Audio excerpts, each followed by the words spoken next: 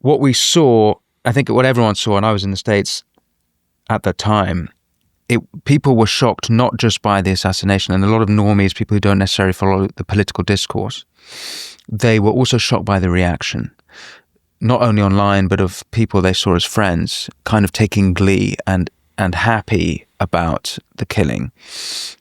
We saw on Blue Sky, a social media app, I note, where people left from X because they thought X had become toxic. So they're now on Blue Sky, and it's basically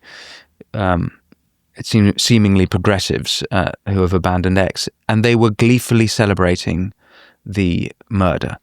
Not just celebrating, but actually listing other people that they wanted to see killed next. You're kidding? No. So what, Making like lists. Trump or just Trump, other prominent conservatives? Matt Walsh, myself, Michael Knowles, libs of TikTok. They're just listing out their fantasy of all the people they hate who they want to see killed. Right.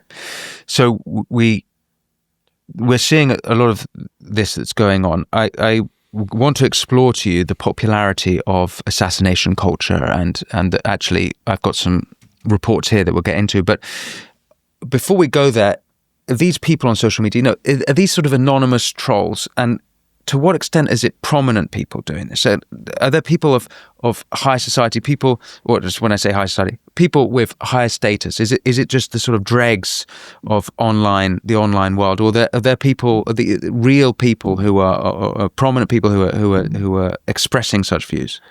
There are a lot of people in white collar jobs, attorneys, those who work in the medical profession, academics, teachers, who express glee at the killing of Charlie Kirk and was celebrating it. And some of them even suggested, or more explicitly called for, others like him to be taken out. They believed that they deserve it, they invite it, and that the world would be better off without them. That's like a quote from one of them. So it's not just online trolls. The online trolls take it further, because then now they're listing out the specific people they want to see killed and how they would like to see them killed. Again, not one-off, not in a vacuum. Luigi Mangione, a recent alleged assassin, is a hero, instant hero celebrity to the left. Shirts made, signs made, people wear Luigi costumes to protest outside Trump events or outside Tesla, all with the suggestion that what he allegedly did was good, and they hope that other people take action like that. So Luigi Mangione is the lead suspect in the killing of Brian Thompson, who's a CEO of United Healthcare. That was in December 2024. The video's out of this basically almost point blank range murder in New York City. And he had allegedly wrote engravings as well on the bullets that were used to kill, and they have become a rallying cry for the left. Deny, depose, something, I forget what it is, but all of you have heard it.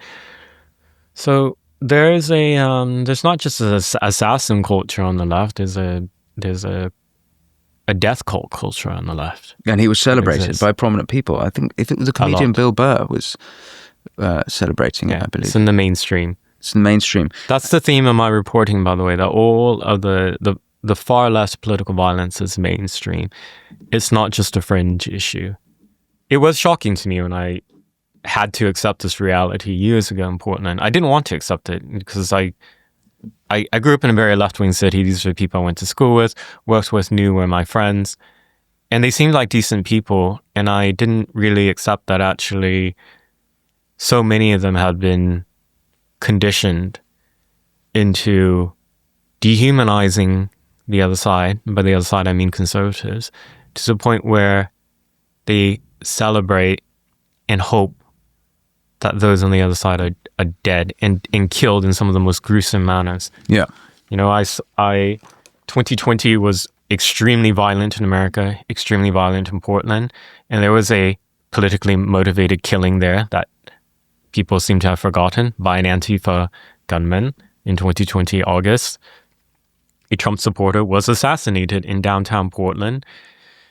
by somebody who also left behind a manifesto on Instagram, I am Antifa, his own words. And he was celebrated and is celebrated as a hero. He died in a shootout with law enforcement after he escaped, by the way. And the reaction from the local media, or I should step back a little bit, the reaction immediately in downtown. So there's rioting that happened. The Antifa and BLM and left-wing activists had really large crowd had gathered outside of the Justice Center, which is the area where they had basically turned into their occupation and where they launched many of their attacks. They announced on a bullhorn, one of them, that the person who was dead down the street was a Nazi, and they all cheered and celebrated, said that the trash was taken out. That was a quote.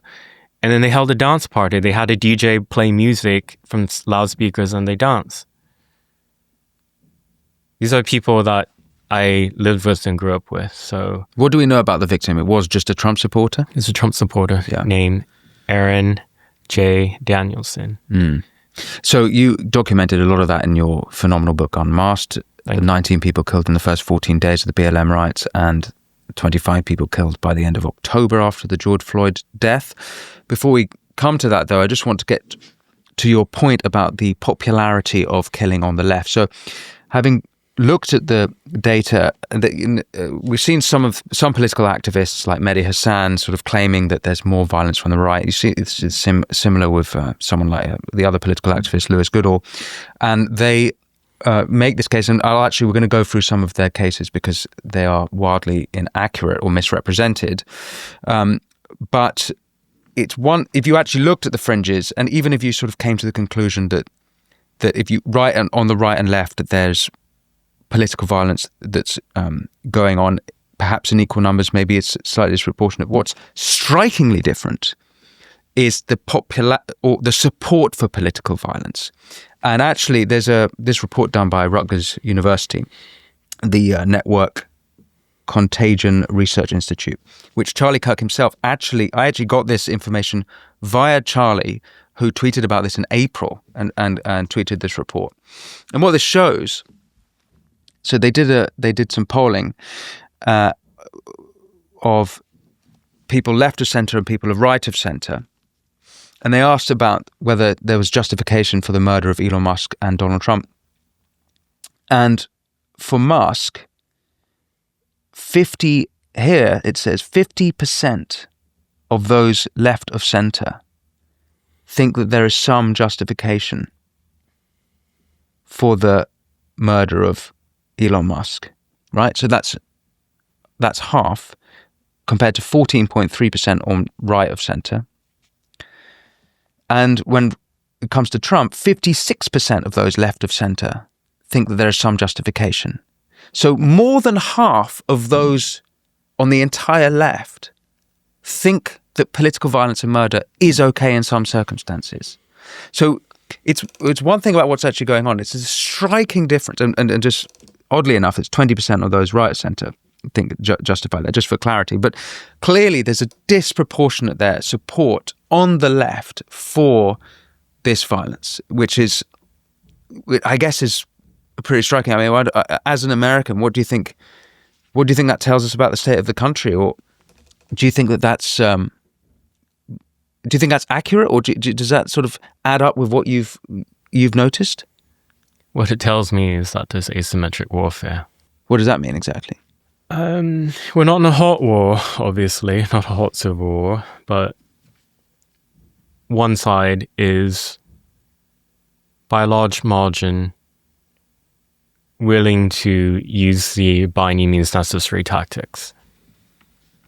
Obviously, not 50% of those polled are actually going to go out and kill somebody for a political reason, but the support is actually really, really important to the radicalization of a society. Actually, it's extremely important, which is why the left really work as a machine to make sure that truths that are inconvenient to them about political violence on the left is suppressed, that those who do reporting about it are bullied at the very least and or targeted for violence, worse, or deplatformed somehow. And